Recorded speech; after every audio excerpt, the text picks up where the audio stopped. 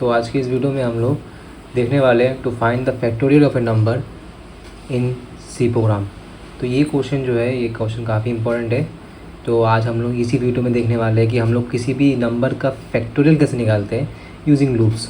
तो यहाँ पर बेसिकली मैं फॉर लूप यूज़ करने वाला हूँ। प्रीवियस वाले वीडियो में मैंने आपको फॉर लूप का ओवरव्यू दिया था, उसका पोर्शन के बारे में, कैसे उसके कितने पोर्शन होते हैं। 3 पोर्शन होते हैं फॉर लूप्स के, इनिशियलाइजेशन, अपने कंडीशन, अपडेटेशन, वो तीनों मैंने आपको एक्सप्लेन कर चुका है। और मैंने कहा था आपके लिए एक एग्जांपल वीडियो लाऊंगा तो फॉर लूप कैसे मतलब हम लोग कोड करते हैं।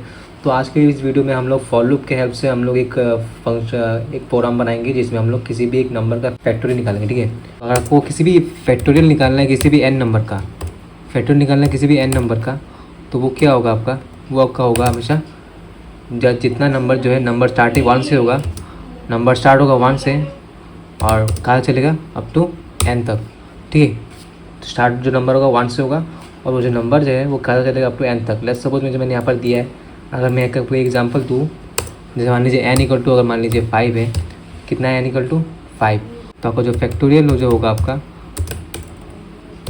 वो आपका 1 से लेके अप टू 5 तक। आपको आई होप आपको समझ में आ गया। अगर n 5 है तो लूप स्टार्ट होगा 1 से और ख़त्म होगा 5 में जाके। तो जैसे मैंने यहाँ पर एग्जांपल दिखाया आपको, अभी पहले ही दिखा चुका है कि लेट मान लीजिए आपका फैक्टोरियल 5 है, तो स्टार्टिंग होगा 1 से और कहाँ चलेगा अप टू 5 तक चलेगा, और बाद में इसको मल्टीप्लाई करके आंसर कितना आएगा 120। तो आपका जो 5 का जो फैक्टोरियल होता है वो कितना होता है 120 होता है। ठीक है, तो अभी मैं उसका कोड पूरा देने वाला आपको। यहाँ पर मैं आपको कोड लिखूँगा और आपको समझा के जाऊँगा। तो सबसे पहले क्या आएगा, आपका हेडर फाइल आएगा जो कि है आपका #include stdio.h। ठीक है, फिर आपका मेन फंक्शन आएगा जो कि आपका int main लिखा मैंने।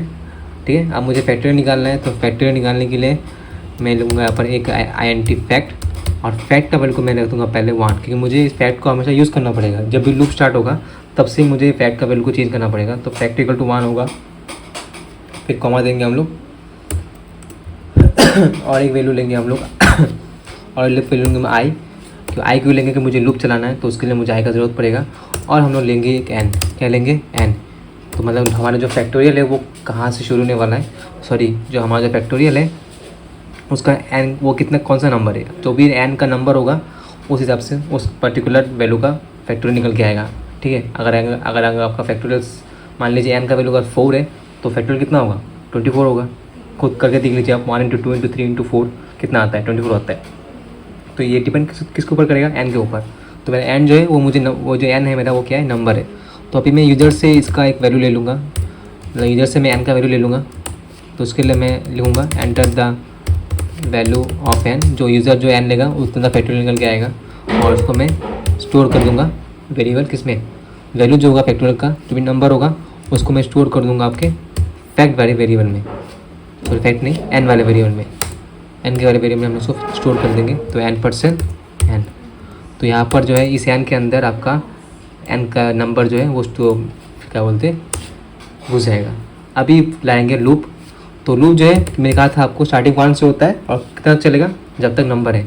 तो ये हमारे पास जो अभी नंबर जो होगा वो किसके पास रहेगा, n के पास रहेगा। तो लूप स्टार्टिंग 1 से होगा और कहाँ तक रहेगा n के अंदर।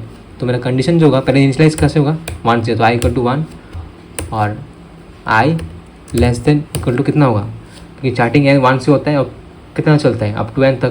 तो यहाँ पर भी क्या होगा i less than equal to n तक। तो हमारा जो लूप जो है वो कितनी बार चलेगा n तक, जितना n का वैल्यू होगा उतना बार वो लूप रन करेगा।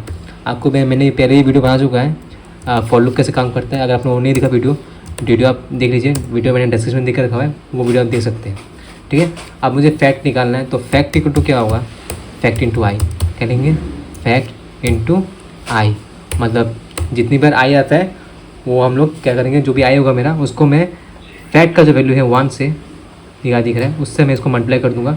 तो मुझे हमेशा एक नया फैक्ट मिलेगा जितनी बार भी ये लूप चलने वाला है, और लास्ट में मैं रिटर्न कर दूंगा फैक्ट का आंसर को। तो लूप से बाहर निकलना पड़ेगा तभी मुझे मिलेगा, और मैं लास्ट में दूंगा द फैक्टोरियल ऑफ गिवन